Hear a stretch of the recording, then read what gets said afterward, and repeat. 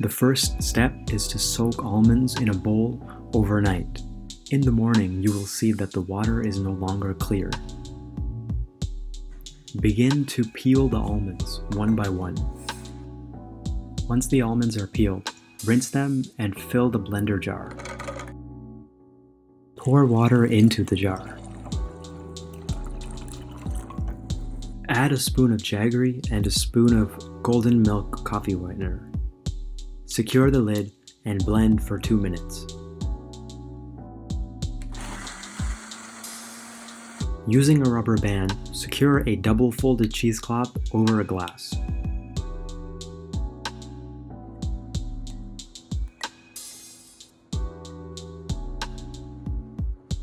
Pour the almond milk over the cheesecloth until it reaches the top.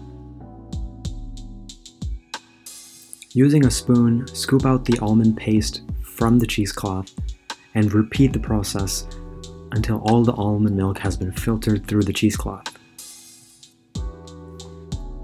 Remove the cheesecloth and squeeze to get the last bit of almond milk into the glass. And finally, enjoy your homemade almond milk.